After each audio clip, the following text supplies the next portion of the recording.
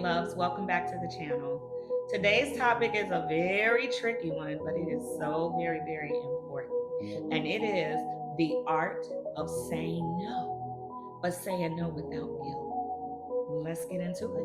Welcome back to Living a Great Life with DJ. I am DJ and I am out here just trying to create the life I know I want and deserve one day at a time.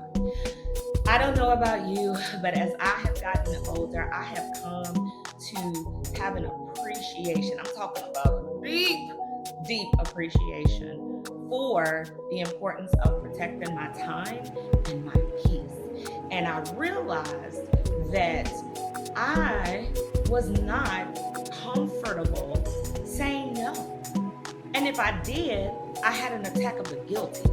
And that is just no way to live. That is not a fulfilling way to live. And eventually, if you're not careful, it can start to breed resentment towards the very people you should be saying no to.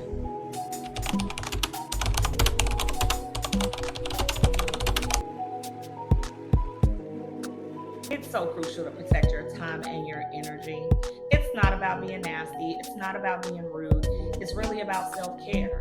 Learning how to say no and do so without guilt is one of the best things that you can do to bolster your mental health and to help you show yourself appreciation and self-care. And I'm not bringing this up because I have fully conquered it, because there's still one or two people that I kind of struggle with this particular aspect of my life with, but I am committed to myself to really digging into this and putting myself first and doing that without a sense of guilt. So first thing I want us to do with our mind shift on this is to understand that saying no is not selfish. Declining to take on another project, saying no to babysitting the grandkids, that is not being selfish. It is a form of self-care, especially if you are pushed to your limits and stretched to your capacity. And I know it can be hard to say no, especially to our loved ones, our kids, our spouses, our parents, but we have to think through that decision, because we can't let the thought of disappointing someone deplete our energy reserves, because then we're no good to anyone at that point. The truth of the matter is, if you say yes to everything, you run the risk of depleting your energy, and the only one you're going to be saying no to is yourself. You won't have the energy to do the things that you really want to do. You won't have the time to take on a project or a hobby or something that's super meaningful to you, because you'll be depleted of energy, depleted of your time. And is that really fair to you? Prioritizing yourself and your well-being is a key ingredient to living a balanced and fulfilling life. It's absolutely not about being rude or inconsiderate. It's about having a connection so deep within yourself that you are actualizing and realizing the importance of your time, your energy, your emotional space. All of that is so super valuable, and those around you may not even be taking that into account when they're asking you to pound more on your plate. Secondly, saying no actually helps reduce the probability that you will develop resentment and a lack of boundaries with people in your life. Take a second and think about a time when you felt just completely burnt out. Now, you might have experienced this at your job. You might have experienced this in a friend circle. You might have experienced this in a social group you belong to. You might have experienced this in your own family with your adult kids, with your spouse, your significant other. Just take a moment and think about that time that you felt completely depleted and burnt out. And then ask yourself, was it a result of me not having boundaries for other things that preceded the burnout? Did I take on too many projects without speaking up and saying that I was feeling overloaded? Did I say I'd keep the grandkids even though I'm really exhausted and I'm tired and maybe I worked all week and now you want me to keep the grandkids. It's not that I don't love my grandbabies, but I'm really tired in and of myself. Think about that moment and try to trace it back to, were you not saying no to some things that maybe you shouldn't? I know what it's like to say yes to too many things and then feel overwhelmed. And because when I say yes to something, I want to bring my best self to the situation or the request.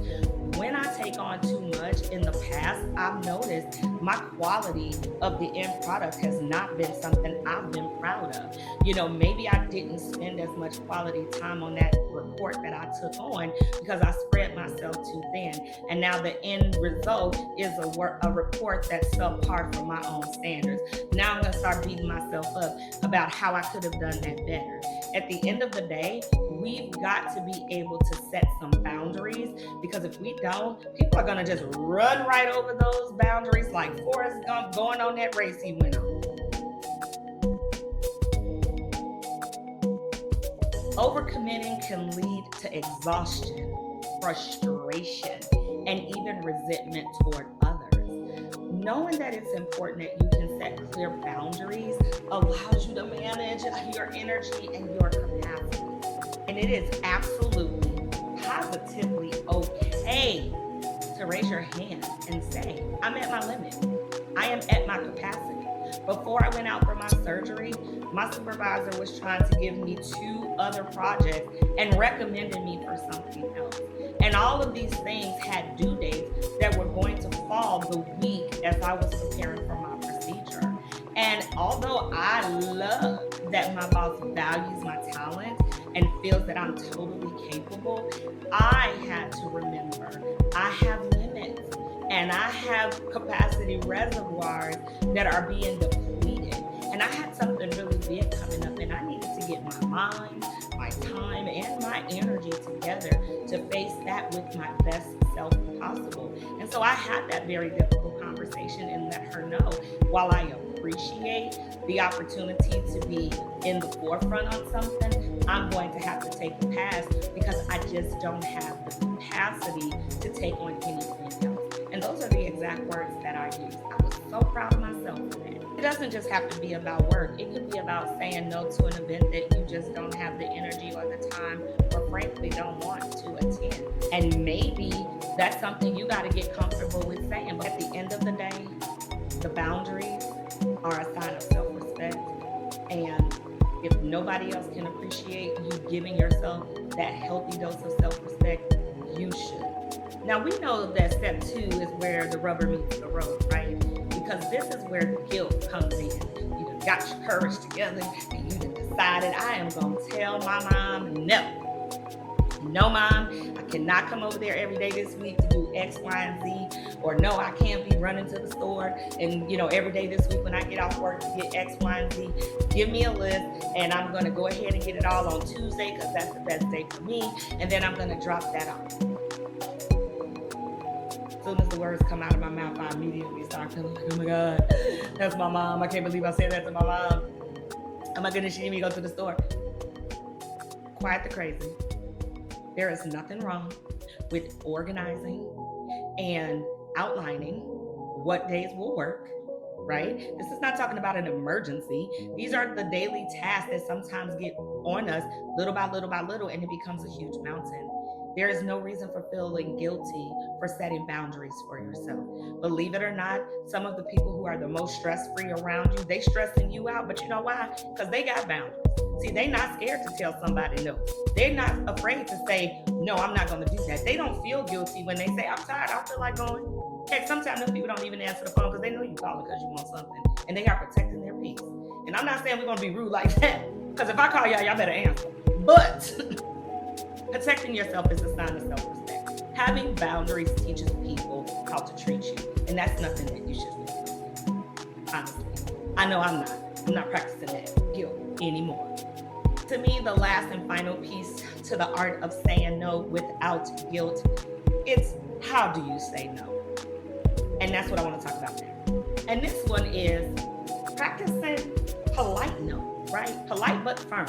And for some of us, and depending on who we are having to say no to, we probably do need to kind of practice that, because when you feel your reaction wanting to be no, screaming it out, absolutely not, and your earlobes get hot because you done got all frustrated, it's probably because you've been feeling pretty put upon, or maybe taken advantage of, or you're resenting, right, that people don't realize that they are putting a lot of pressure on you.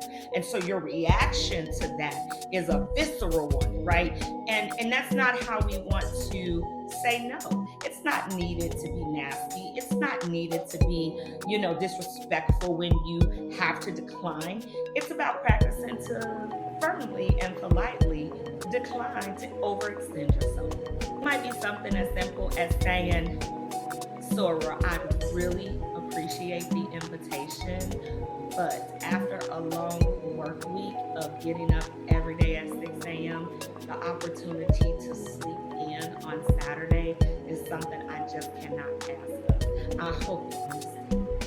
Or, Mom, I really appreciate you for thinking of me on that, but I'm going to have to go ahead with that. Like when I told my boss, I really appreciate that you see my ability to deliver a great final product, but right now my capacity is just at its limit and I can't take on anything else. It's really all about your tone and your clarity.